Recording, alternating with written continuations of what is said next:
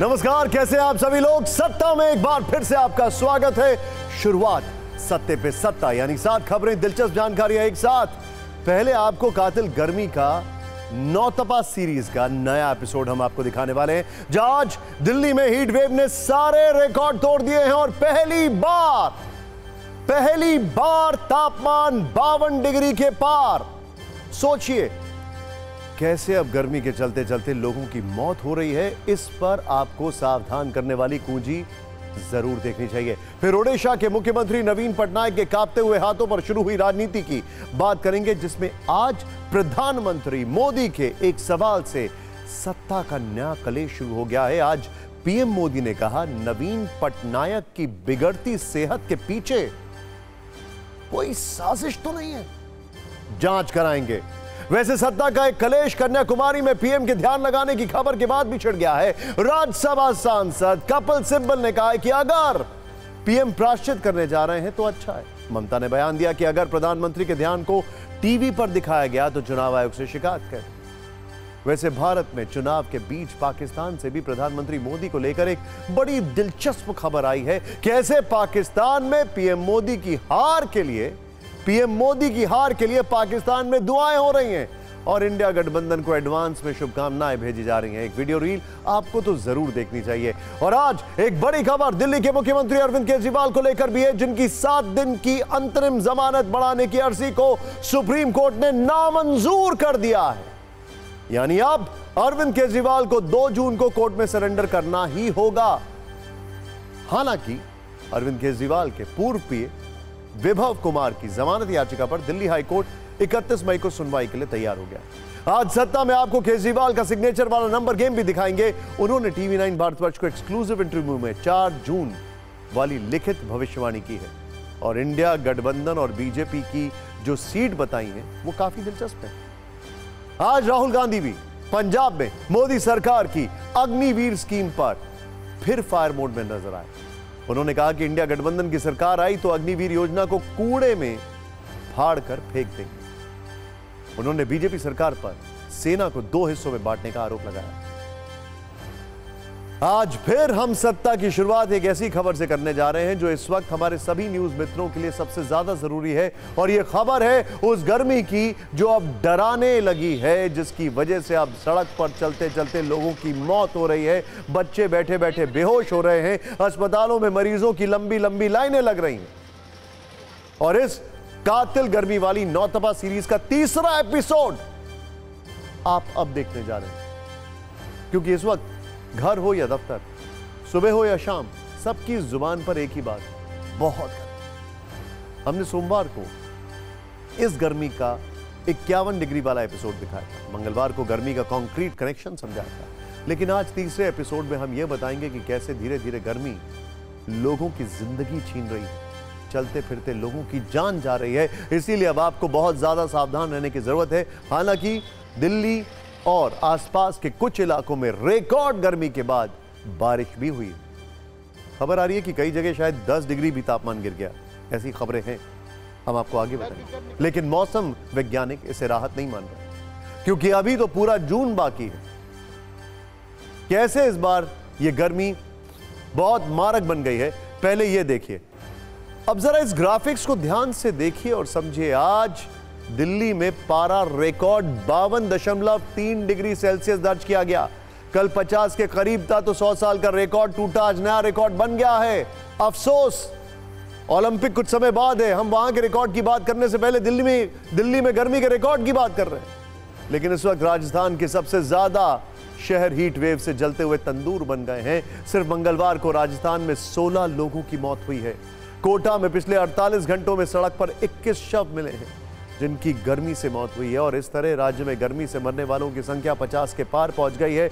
इसी तरह उत्तर प्रदेश में भी यह गर्मी लोगों को जला रही है और जान ले रही है। पिछले 48 घंटे में यूपी में 17 लोगों की मौत गर्मी से होने का दावा किया जा रहा है और अब तक 23 लोगों की जान यूपी में हीट वेव की वजह से हुई है। आज बिहार से भी गर्मी की कुछ परेशान करने वाली तस्वीरें आई, जहां स्कूलों में 48 बच्चे जबरदस्त तापमान में बेहोश होकर गिरने लगे। इस पर हम आगे आपको विस्तार से बताएंगे।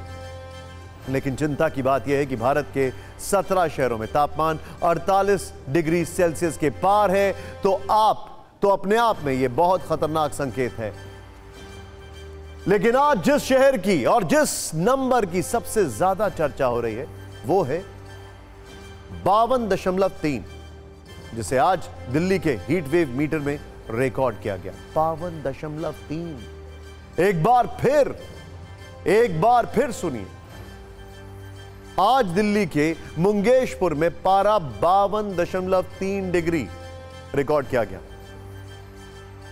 सोचिए जरा, यानी ऐसा नंबर जहां आज तक कभी भी दिल्ली का तापमान नहीं पहुंचा था। इसीलिए आज तंदूर की तरह तप रहे कुछ शहरों से आपने ग्राउंड रिपोर्ट हम आपको दिखाने वाले हैं। इसमें राजस्थान का जयपुर भी शामिल है, जहां टेंपरेचर 46.6 डिग्री तक पहुंच गया है। इन शहरों के लोग किस तरह परेशान हैं, गर्मी से कैसे जंग लड़ रहे हैं और एक एक मिनट कैसे यहां रहने वाले लोगों के लिए चैलेंज बन गया है, इस पर एक रिपोर्टर रील देखते हैं।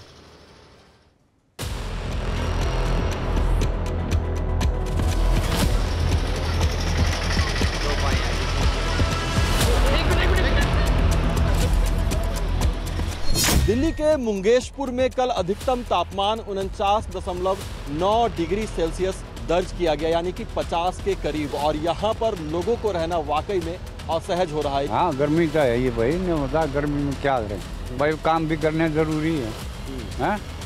ज्वार भी बोनी है, पड़े करनी है, ज्वार भरनी है।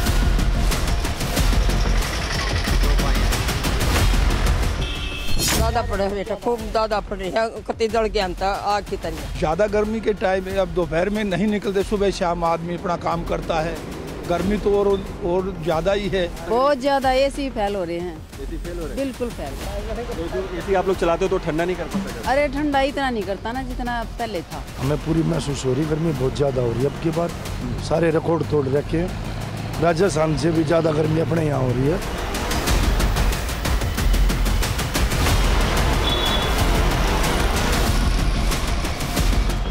राजस्थान में तेज गर्मी का कहर है और इस वक्त राजस्थान की राजधानी जयपुर में खड़ा हूं मैं। आप देख सकते हैं गर्मी से राहत के लिए क्या क्या इंतजामात यहां पर करवाए जा रहे हैं। लोग अपने आप को ठंडा कर रहे हैं। जी बिल्कुल, थोड़ी बहुत राहत मिल रही है ऐसे ठंडे पानी में आकर, और गर्मी से तो इतनी है। 10 मिनट तक वेट किया, गाड़ी खड़ी करने के लिए वेट किया 10 मिनट तक, फिर अच्छा फील हो रहा है। आनंद आ रहा है, अति आनंद।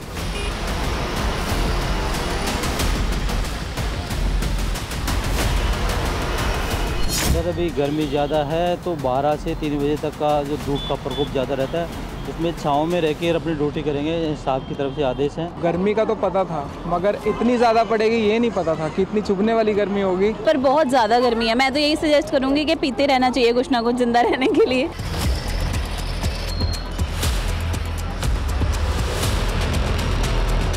It has been very hot. Hot. It's been very hot. It is very, very hot today. And it's rather hot today.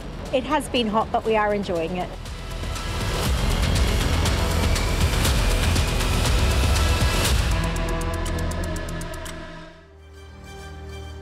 Delhi में आज 2 रिकॉर्ड बने, एक तापमान का 52 डिग्री के ऊपर जो गया और दूसरा कंजम्पशन ऑफ पावर का। आज दिल्ली में इस बढ़ती गर्मी के चलते 8302 यानी 8302 मेगावाट बिजली की डिमांड। सोचिए सर, देश की राजधानी दिल्ली में गर्मी जिस तरह से नए रिकॉर्ड बना रही है, उसे लेकर लोगों को मन को झुलसाने वाले एक सवाल भी जो है वो ट्रेंड कर रहा है। क्या इस बार भारत में गर्मी का ग्लोबल रिकॉर्ड बनने वाला है? 10 जुलाई 1913 वो तारीख है जब धरती का सबसे गर्म दिन था। तापमान था 56.7 डिग्री और इसकी लोकेशन थी कैलिफोर्निया की डेथ वैली। और दिल्ली में अब हीट वेव वाला ये मीटर मई महीने में 52.3 डिग्री पर पहुंच गया है। उसे लेकर सवाल है कि क्या गर्मी का ये वर्ल्ड रिकॉर्ड टूटने वाला है, क्योंकि अभी तो जून की शुरुआत भी नहीं हुई है। नौतपा का सिर्फ 5वां दिन है, 4 दिन अभी और बाकी। ऐसे में इस सवाल को सोचकर भी लोगों को पसीना आने लगा है। लेकिन क्या आपने सोचा है इस बार दिल्ली जैसे शहरों में इस तरह की गर्मी क्यों पड़ रही है? इसे लेकर IIT भुवनेश्वर की ओर से एक रिसर्च की गई जिसमें यह भी दावा किया गया है कि कंक्रीट की इमारतों से बने शहरों में सिर्फ दिन में ही नहीं बल्कि रात में भी शोले बरस रहे हैं, यानी सूरज ढलने के बाद भी किसी तरह की राहत नहीं है। हम एक कंक्रीट जंगल में रह रहे हैं। दरअसल IIT भुवनेश्वर के शोधकर्ताओं के अनुसार कंक्रीट वाले शहरों की रात ग्रामीण इलाकों से 60% ज्यादा गर्म है। दिल्ली, हैदराबाद जैसे शहरों में कंक्रीट से रात का तापमान बढ़ जाता है। शहरों में कंक्रीट से बनी सड़कों की वजह से तापमान में लगातार इजाफा हो रहा है। कंक्रीट की वजह से शहरों की जमीन ग्रामीण इलाकों के मुकाबले रात में 9% कम ठंडी हो रही है। IIT भुवनेश्वर ने भारत के 140 से अधिक शहरों पर रिसर्च के बाद यह दावा किया। इसका एक प्रमाण दिल्ली से आने का दावा किया जा रहा है। पूर्वी दिल्ली के मंडावली में जो हुआ उसे सुनकर आप चौंक जाएंगे। दिल्ली के इस इलाके में पार्किंग में खड़ी 17 गाड़ियां जलकर खाक हो गईं। दावा है कि यह सब गर्मी की वजह से हुआ है। इस पर रिपोर्टर भी आप तुरंत देखें।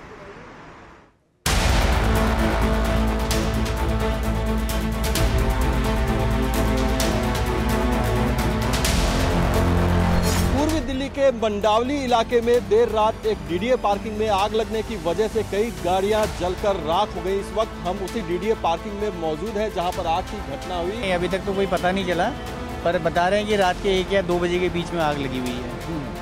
तो 15 से आई थिंक 12 से 15 गाड़ियाँ जो है पूरी डैमेज हो चुकी है। मैं ब्रेकफास्ट कर रहा था, मेरे सफाई वाले का फोन आया कि भैया आपकी गाड़ी जल गई है। हाथ में खाना भी नहीं खाएगा, मैं एकदम से उठा, एकदम से भागा तो देखा पूरी गाड़ी खत्म हो गई। अभी नई गाड़ी ली है मैंने, तो 4-5 महीने गाड़ी तो हुए, नई गाड़ी पता था। मैं तो घर से आ रहा था अपना ऑफिस जाने के लिए, तो ड्राइवर मेरा आया, उसने बताया कि साहब गाड़ी में आग लग गई, जल्दी आओ।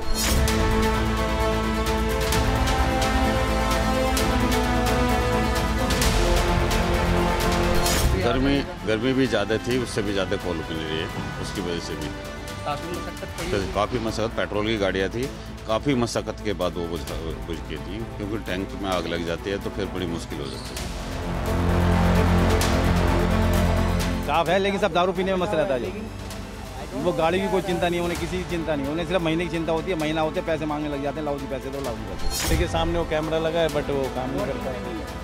अब यहाँ पर कुछ हुआ है तो कैसे आदमी को पता लगेगा रात को पर्टिकुलर किसी गाड़ी में आग लगी है या जंगल में आग लगी है, ये अभी साफ नहीं है ना। रात को दारू पीते हैं यहाँ पे, सब बहुत सारे लोग दारू पीते हैं यहाँ पे, बहुत सारे को बोला भी गया यहाँ पे, लेकिन कुछ नहीं है यहाँ पे।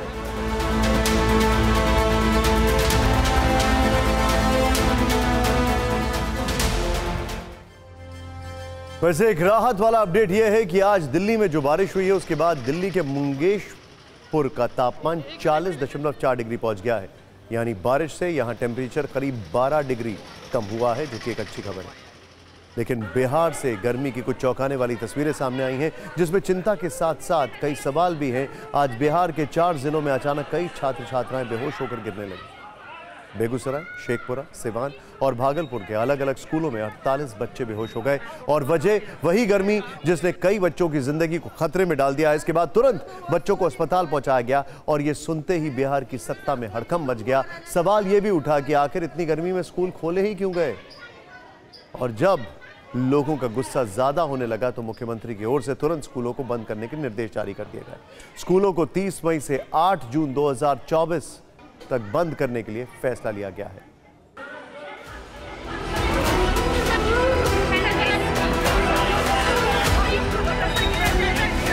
बच्चे परेशान हो गए, आधा बहुत ज्यादा बच्चे गिर गए बेहोश होकर गर्मी की वजह से।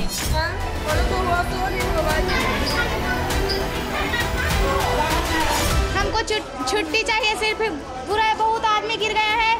यहाँ पे क्या होगा, पढ़ाई भी नहीं होता है। सुविधा चाहिए हम लोग, या छुट्टी चाहिए गर्मी का बच्चों लोग को। हम लोग का बच्चा यहाँ आता पढ़ने के लिए, कुछ हो जाएगा तो वो क्या करेगा।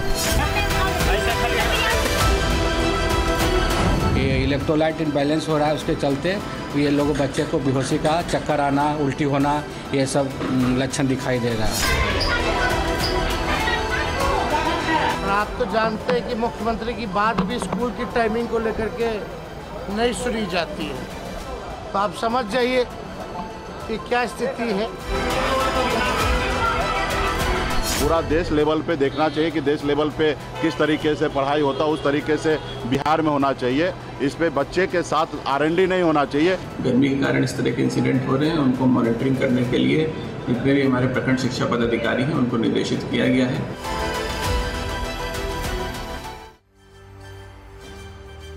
क्या आप जानते हैं कि भारत में 1 मार्च से लेकर अभी तक 16,300 से ज्यादा हीट स्ट्रोक के केसेस रिपोर्ट किए गए। गर्मी से सीधे असर पड़ सकता है दिल के ऊपर और किडनीज के ऊपर।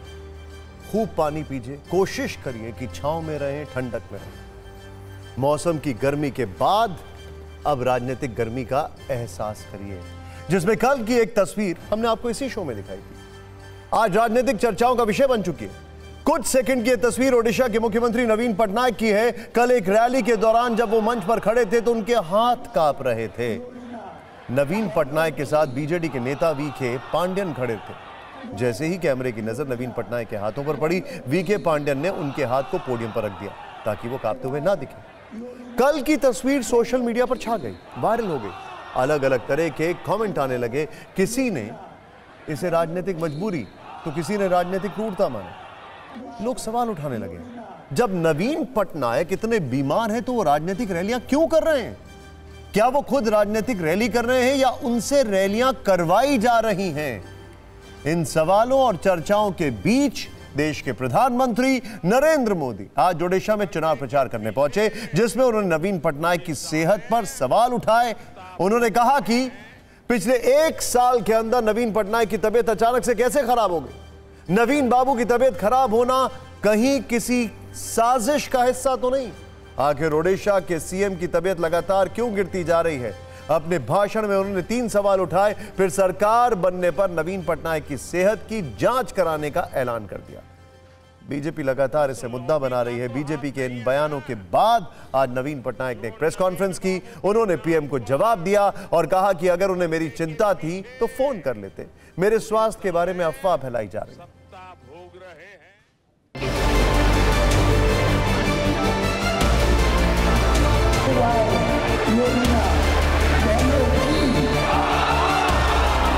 आजकल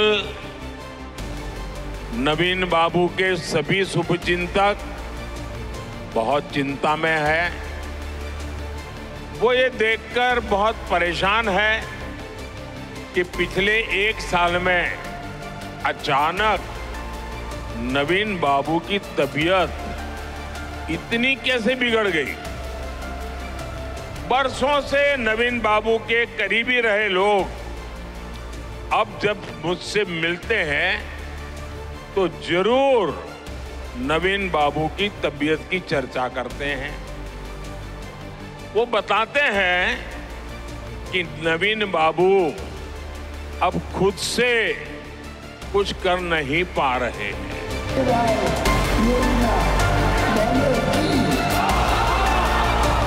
मेरी तबीयत बिल्कुल ठीक है, नहीं तो मैं इस गर्मी में इतना कैंपेनिंग करता नहीं। अरसे तक नवीन बाबू के करीबी रहे लोगों का मानना है कि उनकी तबीयत बिगड़ने के पीछे कोई साजिश भी हो सकती है।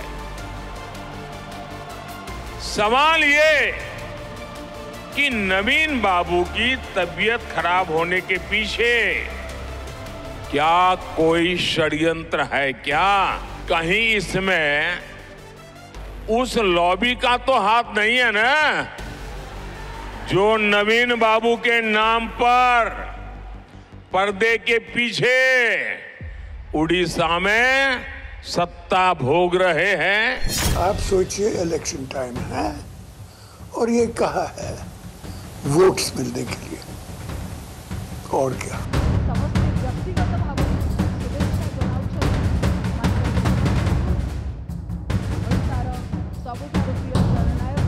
दस जून के बाद उड़ीसा में भाजपा सरकार का विजय होने के बाद हमारी सरकार एक स्पेशल कमेटी का गठन करेगी और ये जांच करेगी कि अचानक नवीन बाबू की तबीयत क्यों गिरती जा रही है।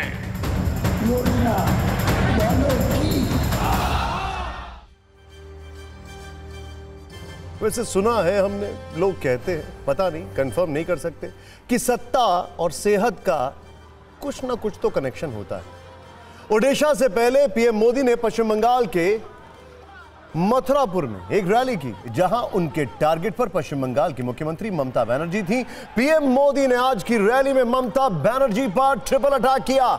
उन्होंने कहा कि 4 जून के बाद राजनीतिक भूचाल आएगा और परिवारवादी पार्टियां बिखर जाएंगी। घुसपैठिए बंगाल के लोगों की जमीन छीन रहे हैं। बंगाल के सीमावर्ती इलाकों में डेमोग्राफी बदली गई है। और तीसरी बड़ी खबर और बड़ी बात उन्होंने ये कही कि मुसलमानों के फर्जी ओबीसी सर्टिफिकेट बनाए जा रहे हैं। ओबीसी का हक छीनकर मुसलमानों को दिया जा रहा है। पीएम मोदी के हमले में तीखापन था तो ममता बनर्जी तंज कसती दिखी। उन्होंने कहा कि जब बीजेपी के लोग मोदी को भगवान कहते हैं तो हम उनके लिए मंदिर बनाएंगे और वहां उनकी पूजा करेंगे। अगर वो चाहे तो ढोकला भी चढ़ाएंगे, लेकिन भगवान को राजनीति नहीं करनी चाहिए।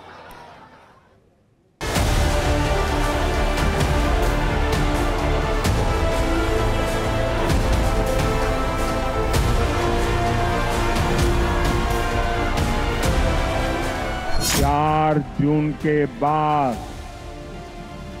टीएमसी के इन सारे हथकंडों की हवा निकलने जा रही है।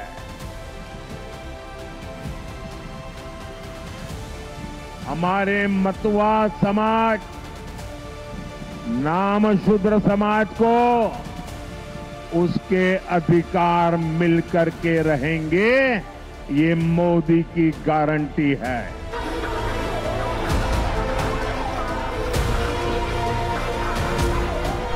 साथियों, आज बंगाल के युवाओं को मिलने वाले अवसर ये घुसपैठिए छीन रहे हैं। आपकी जमीन जायदाद पर वो लोग कब्जा कर रहे हैं। पूरा देश चिंतित है। बंगाल के सीमावर्ती इलाकों में डेमोग्राफी बदली गई है। इन लोगों ने सीएए का इतना विरोध क्यों किया? सीएए को लेकर इतना झूठ क्यों बोला? इतना झूठ क्यों फैला रहे हैं? लेकिन बंगाल में इन्हें अवैध घुसपैठियों को बसाना है।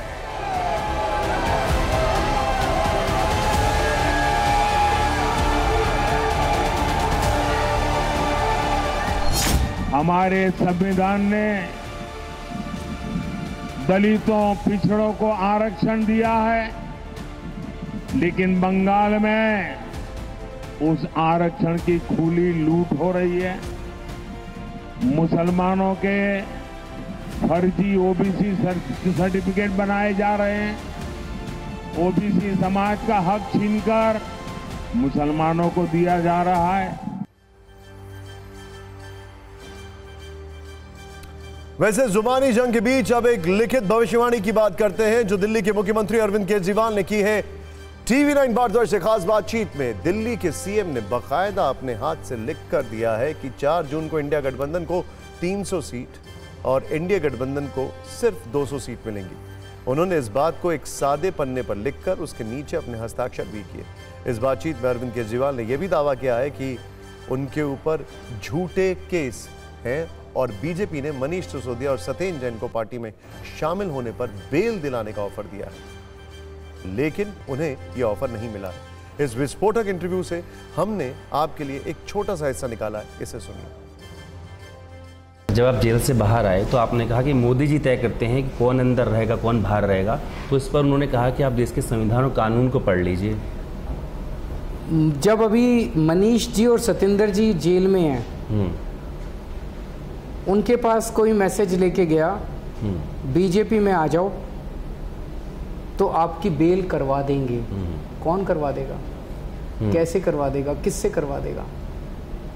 इसी में सारे जवाब हैं आपके। पर आपको तो ऐसा कोई ऑफर नहीं मिला? नहीं, मेरे को ऐसा ऑफर नहीं मिला। अब जब आप ये कह रहे हैं कि अमित शाह के पंजाब के लोगों को धमकी दे रहे हैं और कह रहे हैं कि 4 जून के बाद जो आपकी पंजाब की सरकार है वो गिरा देंगे, ये बात 4 जून के बाद की बात बोल रहे हैं। 2 जून को आपको सरेंडर करना है। इतना बड़ा अगर संकट आने वाला है तो उसके लिए कुछ आप प्लान रेडी करके जा रहे हैं, क्योंकि उस वक्त आप जेल में होंगे? ऊपर वाला साथ है हमारे। हम छोटे से थे, दिल्ली की गलियों में एनजीओ चलाया करता था मैं। कभी जिंदगी में नहीं सोचा था कि मैं चुनाव लड़ूंगा, पार्टी बनाऊंगा। भगवान ने मुख्यमंत्री बना दिया, फिर भगवान ने दूसरा राज्य भी दे दिया। ऊपर वाले पे भरोसा रखो, ऊपर वाला सब ठीक करेगा। आपका आकलन क्या है, क्योंकि आप लिख के देते हो कई बार सटीक भी बैठता है, कितना इंडिया अलायंस को और कितना बीजेपी को? पेन आपके पास है, पेपर में आपको दे रहा हूं। मैं अभी उसके पहले बताना चाह रहा हूँ जी। मैं पूरे देश भर में घूमा हूँ जी। लोग महंगाई से और बेरोजगारी से बहुत त्रस्त हैं। लोग अपने प्रधानमंत्री की तरफ उम्मीद से देखते हैं कि प्रधानमंत्री हमें समाधान देंगे जी, लेकिन जब लोग टीवी खोलते हैं तो प्रधानमंत्री जी गाली देते हुए मिलते हैं। मैं आपके दर्शकों से पूछना चाहता हूँ, किस किस को लगता है कि मोदी जी भगवान है? मैं रामचंद्र जी की पूजा करता हूँ, मैं कृष्ण जी की पूजा करता हूँ, हनुमान जी की पूजा करता हूँ, शिव जी की पूजा करता हूँ। मोदी जी भगवान कब से हो गए? और मैं आरएसएस से पूछना चाहता हूँ, आरएसएस जवाब दे कि क्या आरएसएस भी मोदी जी को भगवान मानता है? इसको देख के जनता में बहुत गुस्सा है और जनता इस बार इनको मजा चखाएगी। तो मैं बताइए समझ, इनकी 200 से कम सीट आएंगी बीजेपी की जी, और इंडिया गठबंधन की 300 क्रॉस करेगी।